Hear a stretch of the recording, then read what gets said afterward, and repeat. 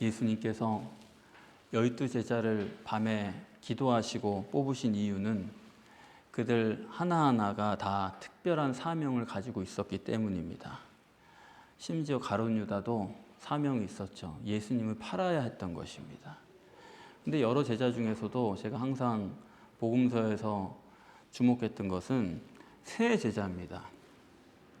그렇게 다 한 사람 한 사람이 소중한데 예수님은 베드로, 야고보, 요한 이 세 사람을 특히 따로 데리고 다녔습니다. 왜 이 사람만 그렇게 따로 데리고 다녔을까? 복음서를 읽으면서는 그 이유를 알지 못했는데 사도행전을 읽으면서 왜 그러셨는지를 알게 됐습니다. 야고보가 순교한 이유는 오늘 본문에도 잠깐 나와 있지만 오늘 이걸 보려는 건 아닌데 야고보가 순교한 이유는 유대인과 헤롯과의 절연을 위해서예요. 유대인들이 원하는 것이 있고 유대인들이 원하는 종교가 있는데 그것은 곧 헤롯과 함께하는 종교고 그러한 유대교 유일신 종교와의 절연을 하기 위해서 순교를 당한 것입니다. 그런 특별한 목적이기 때문에 야고보를 따로 데리고 다니셨고 또 요한은 요한계시록을 기록하는 게 그의 특별한 목적이었습니다. 그리고 오늘 본문은 나머지 한 사람 베드로의 사명이 무엇인지를 정확하게 보여주는 본문입니다. 오늘 본문 내용을 보시면 너무 간단하죠. 베드로가 헤롯에 의해 투옥되었다가 천사에 의해서 탈옥한, 간단하지 않습니까? 그런데 스스로 나온 건 아니에요. 천사에 의해서 나왔다 이겁니다. 그러면은 하나님께서 처음부터 천사를 시켜서 어차피 천사가 할 건데 감옥에 들어가게 하지 않았으면 어땠을까? 그런 생각이 안 드십니까? 그렇게 하는 게 좋잖아요. 근데 하나님은 왜 감옥에 가두시고 그 다음에서 꺼내시느냐 하는 것입니다. 하나님은 왜 그러셨을까? 그 점을 생각하지 않으면 우리가 하나님 말씀을 말씀으로 대하는 것이 아닙니다. 성경을 읽을 때 우리가 사실관계를 파악하는 게 중요한 게 아니에요. 주석 같은 책을 보면은 다 사실관계를 묻습니다. 이게 사실이 맞느냐 이런 식으로, 그 기적이 실제 있었느냐 이런 식으로, 이런 걸 따져보는데 그거는 성경을 보는 방법이 아니에요. 왜 이런 일이 있나 하나님의 목적과 이유를 생각하지 않으면 성경을 해석할 수가 없는 것입니다. 그렇기 때문에 오늘 본문에서도 왜 이런 일이 있었을까? 어떤 목적이 있었을까? 헤롯에 의해 투옥된 것도 하나님이 하신 거예요. 그리고 천사에 의해 탈옥한 것도 하나님이 하신 건데 왜 그러셨을까 하는 것을 묻는 것입니다. 오늘 본문을 보시면은 감옥을 너무 강조하는 게 보이죠. 네 사람이 네 패로 지킨다든지 또 철문으로 되어 있다든지 그리고 겹겹이에요. 아주 보통 감옥을 강조하는 게 아닙니다. 왜 이런 강조가 필요하냐 이런 말이에요. 그냥 베드로가 헤롯에 의해서 투옥되었다가 천사에 의해서 탈옥했다 그렇게만 기록하면 될 텐데 아니 성경이란 게 뭡니까? 예수님이 행하신 기적도 대부분 생략했다는 게 성경인데 왜 이렇게 사소한 것들을 자세히 기록하냐 이거예요. 우리는 이런 걸 읽으면서 심각하게 봐야 되는 것입니다. 왜 그럴까? 다른 게 아니죠. 감옥을 강조하는 것은 육체 우선이요 이중체다. 하나님께서 인간을 창조하실 때 육체 우선에 속에 영이 있는 이중체로 창조를 하셨어요. 또 인간뿐만 아니라 신인 메시아도 마찬가지입니다. 마리아에게서 물려받은 몸 속에 성령이 들어간 것입니다. 이렇게 겉에는 육체요, 속에는 영인 이중체로 하나님은 창조를 하신 거예요. 그거는 인간과 신인 메시아가 공통입니다. 자, 그것을 겉사람, 이 육체 우선이라는 게 감옥이고 그 안에 베드로가 갇혀 있는 것이다. 그렇게 한 게 오늘 본문이에요. 두 번째는 감옥의 내패에다가 무슨 파수꾼에다가 이렇게만 하는 게 아니라 두 군사품에서 베드로가 누워 있다는 거예요. 또 두 쇠사슬에 매어 있다라는 거예요. 아니 뭐 이렇게까지 씁니까? 더군다나 이거는 말이 안 되는 얘기죠. 감옥 밖에도 경비가 이미 삼엄합니다. 근데 감옥 안에서도 두 군사팀에서 자고 두 쇠사슬을 메고 실제로 이런 일은 없어요. 이거는 하나님이 특별하게 설정하신 것이죠. 여러분들이 감옥을 안 가보셨기 때문에 잘 모르시겠지만 제가 감옥을 조사해 보니까 감옥에는 죄수가 있을 때는 교도관이 절대로 그 방에 들어가지 않습니다. 왜냐하면 죄수에 의해서 살해되거나 인질로 잡힐 수가 있기 때문에. 그래서 죄수들의 방을 검사하려면 죄수들을 멀리 다 내보냅니다. 그런 다음에 들어가는 거예요. 그 다음에 들어가서 교도관이 검사를 하는 거지 죄수 있는데 덜커덕 들어가는 일은 전혀 없습니다. 그러면은 군사 둘이 베드로 양옆에서 잤다. 이거는 실제로는 있을 수가 없는 얘기고, 그렇기 때문에 이것은 보통 강조법이 아니죠. 물론 두세 사슬이 있을 수 있어요. 그러나 감옥을 이렇게 강조하는데 또 두세 사슬로 묶어둔다는 것은 강조법으로 보는 게 옳지, 이게 무슨 사실적인 거다, 그건 너무 어색한 것 같아요. 그래서 왜 이럴까? 결론부터 말씀을 드리면 여러분들이 더 이해하기가 쉬우실 텐데, 이것은 원죄를 가진 아담 후손인 베드로를 표현한 것입니다.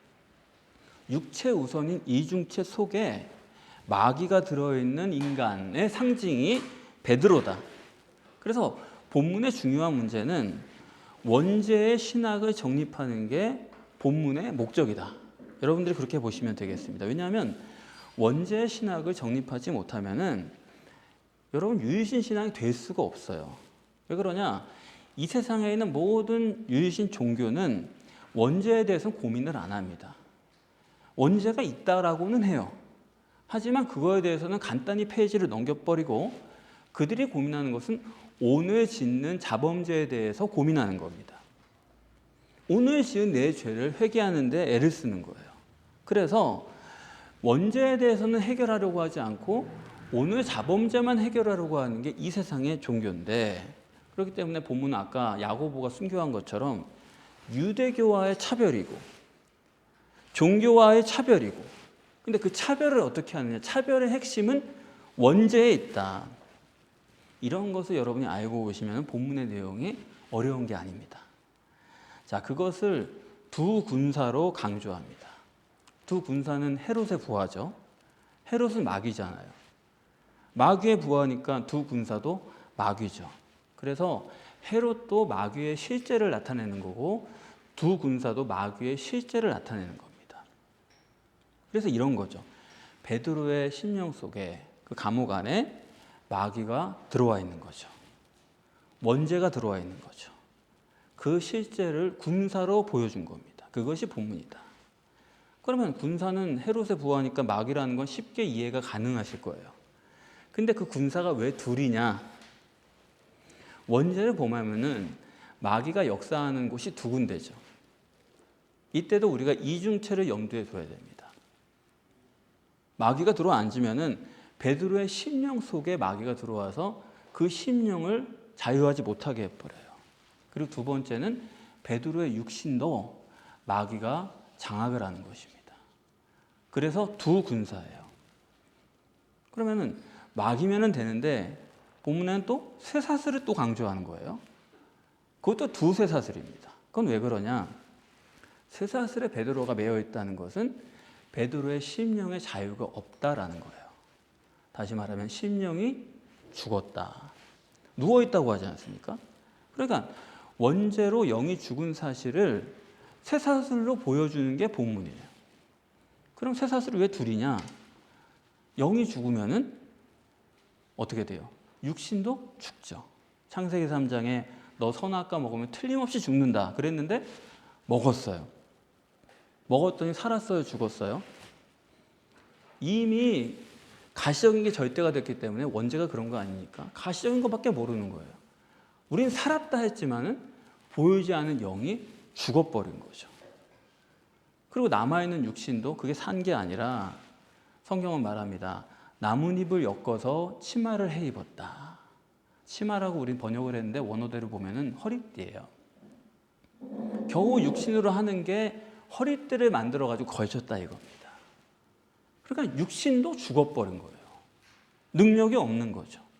그래서 이런 얘기가 되는 겁니다. 원죄는 영이 죽고 따라서 육도 죽고, 그러고 나면은 자범죄를 범하게 되는 거예요. 우리가 범하는 모든 죄는 원죄로부터 온 것입니다. 그렇기 때문에 원죄의 문제를 해결하지 않고 내 자범죄의 문제를 해결하는 건 불가능한 겁니다. 아니 내가 용서를 받았고 죄사함을 받았다는데 나 이렇게 항상 왜 이렇게 죄를 짓습니까? 그거는 페이지를 금방 넘겨서 그런 거지 원죄의 문제도 아직 해결이 안 된 것입니다. 내가 믿습니다 그래가지고 해결되는 문제가 아니다 이거예요. 원죄의 문제를 능력으로 해결하고 나서 그러고 나서야 자범죄의 문제는 해결된다. 이게 오늘 본문의 내용입니다. 지금 종교에서는 원죄는 대수롭지 않잖아요. 그게 그런 게 있었대, 원죄가 있었대 그렇게만 하고 전부 다 자범죄만 따지고 있는 거죠. 뭐가 잘못됐다, 뭐가 있다, 왜 이런 게 생겼냐 이런 식이죠. 그렇기 때문에 베드로의 사명은 뭐냐면 원죄의 신학을 정립해 주는 거예요. 그래야지만 종교로부터 차별해서 참된 신앙 기독교를 세울 수 있기 때문입니다.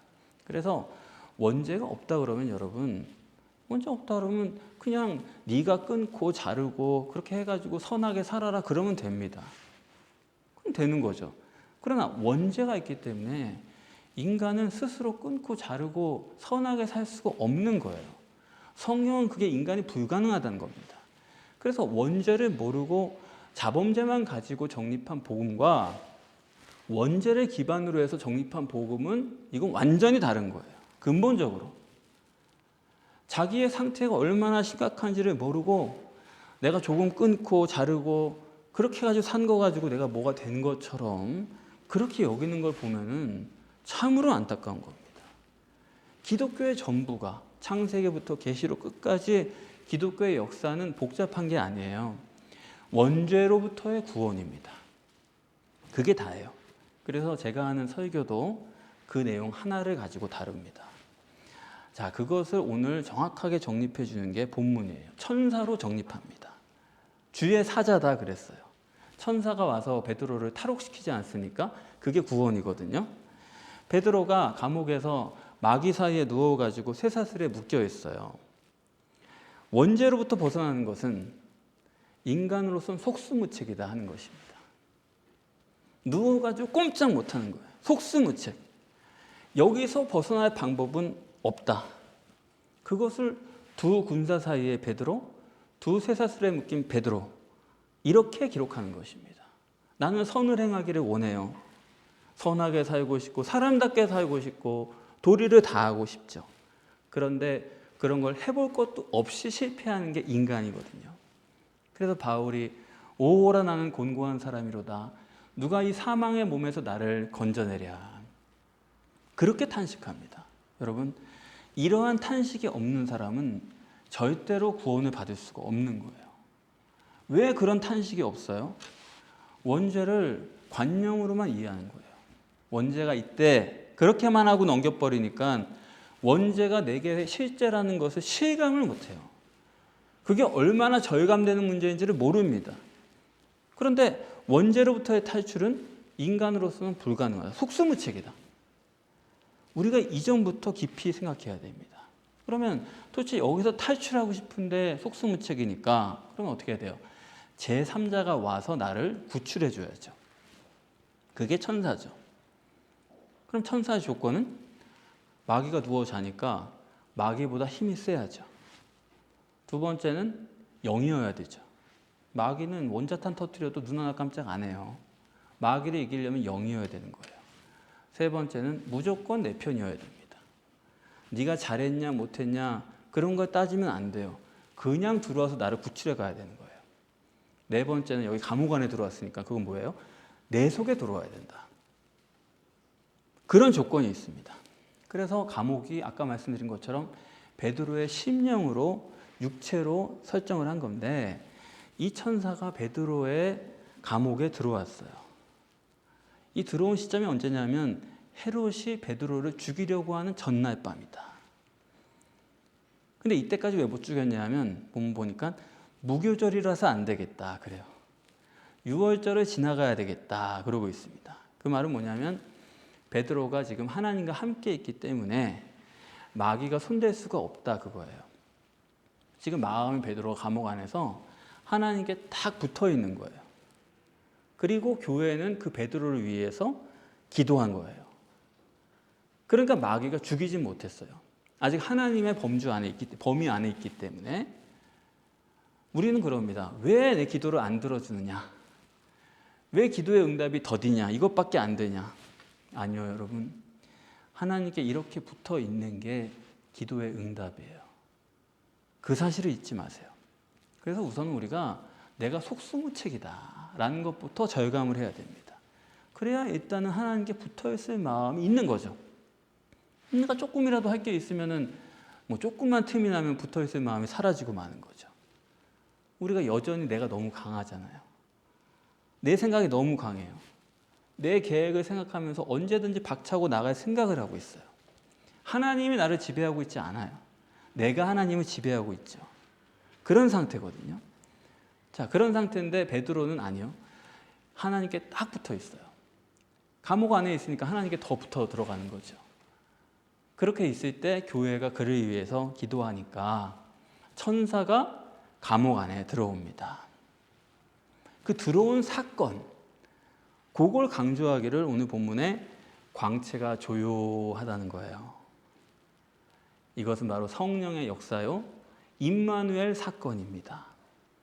성령이 내 심령에 직접 오셔서 군사 사이에서 나를 꺼내고 쇠사슬을 풀어야 돼요. 직접. 예수님이 이 땅에 직접 오셔서 십자가를 지신 것처럼 성령님이 썩어빠진 흙탕물밖에 없는 내 심령 속에 들어오셔서 내 속에 직접 오시는 십자가를 지셔서 나를 구원해야 돼요. 그 순간이 바로 들어오시는 그 순간을 광채가 조요하다 이렇게 표현을 합니다. 사람들이 이런 거를 관용으로 여기기 때문에 자꾸 뭐 하나님 들어오시지, 뭐 죄 사해 주시지, 구원해 주시지 이렇게 머릿속으로만 여기기 때문에 오늘 본문은 그런 원죄의 실제를 두 군사로 눈에 보이게 표현한 거고, 또 구원의 실제는 천사로 또 눈에 보이게 표현해 준 거죠. 그래서 이 천사가 들어와서 베드로의 옆구리를 쳐요. 또 쇠문이 열려요. 이렇게 물리적 사건이 뒤따라옵니다. 이걸 누가 했느냐? 주체는 안 보여요. 그냥 걸어가니까 쇠문이 열리고, 눈 감고 자고 있으나 누군가 쳐가지고 일어났어요. 물리적 사건이 있긴 있는데 누가 했는지는 보이지 않아요. 다시 말하면 영체가 역사하고 있다. 그러니까 본문은 환상이 아니고 실제 사건이에요. 물리적 사건이 일어나고 있다. 우리 안에 내주하시는 보혜사 성령님은 환상이 아니고 그냥 믿음이 아니고 실제다. 그래서 그 영이 실체라는 게 오늘 본문에서는 진리다 이렇게 말합니다. 9절에 참인 줄 알지 못하고 11절에 참으로 반복하죠. 알레데이아, 헬라어로 진리다. 영이 실체라는 건 이건 진리다. 참이다. 그렇게 고백합니다. 영이 실체이기 때문에 우리는 기도하잖아요. 영이 실체이기 때문에 교회가 베드로를 위해 기도하잖아요. 그랬더니 역사가 어디 나타났어요? 옥 속에 나타나고 성 안에 나타나고 거리에 나타나고 공간과 시간을 초월해서 영의 역사가 물리적 사건으로 있는데 그것은 실체다. 그렇기 때문에 여러분들이 기도를 하실 때 영이 실체다라는 것을 믿지 못하는 사람은 사실은 기도를 못하죠. 기도를 하긴 하는데 그냥 맹신해가지고 잠깐 따라하는 거지 기도 생활이 없는 게 바로 그런 이유입니다. 영이 있죠. 믿음으로 된다는 생각이 있죠. 그러나 실제 생활을 보면 우리는 기도하지 않잖아요. 그게 바로 관념이라는 거예요. 오늘 본문에서는 그 영은 실체고 기도의 능력은 물리적 사건으로 나타난다라는 것입니다. 저는 가끔 뉴스를 보면은 나사에서 화성에 인공위성을 보내가지고 조정을 하고 뭐 이리 갔다 저리 갔다 그래요. 그런 거 보면은 야, 이런 게 바로 영적 세계지 그런 생각을 하거든요. 시간을 초월해서 공간을 초월해서 이게 결합되어 있거든요. 그러니까 이 세상의 과학이라는 거는 성경의 진리를 조금씩 이루어가는 과정에 있는 거죠. 시간과 공간을 초월해서 영이 실제로 역사하게 된다. 변화를 일으킬 수 있다라는 것입니다. 자, 그런데 본문의 목적이 베드로의 탈옥이 목적은 아니에요.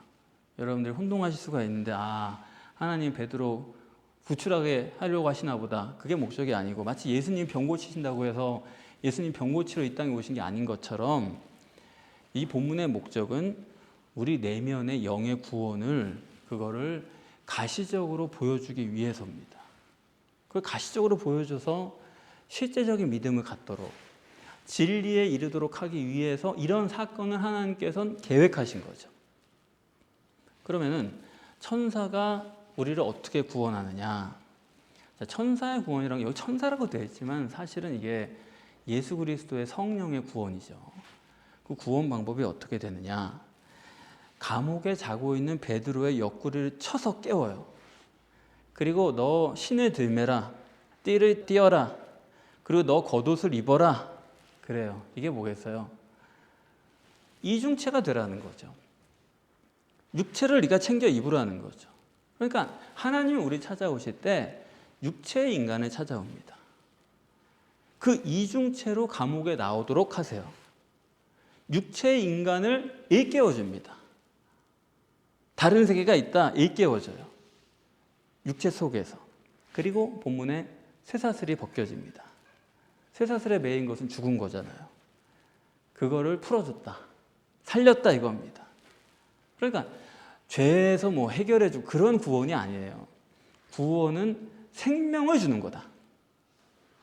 생명을 아예 줘버려요. 그래서 쇠사슬에서 풀린 것은 멸망해 있던 사람이 살아난 거죠. 근데 여기도 두 군사, 두 사슬이에요. 왜 여기 또 둘이에요? 이중체죠. 뭐냐면 영이 사는 거예요. 또 하나는 육도 사는 거예요. 둘이 같이 삽니다. 그걸 베드로가 깨달았다는 거예요. 하나님께서 이 일을 계획하신 거는 나를 유이신 종교에서, 유대교로부터 건지시려고, 헤롯의 손에게서, 마귀에게서 나를 건지시려고 이런 감옥 사건이 있었구나. 나로 영적 세계를 확실하게 알게 하시려고 이렇게 하셨구나. 다시 말하면 이 현실 속에서 일어나는 사건들 전부가 다 하나님의 설정이요, 하나님의 계획의 베스트입니다. 우리는 가끔 하나님이 죽었나, 하나님이 왜 이렇게 냉정한가 그런 생각을 하죠. 왜 이렇게 더딘가? 아니에요.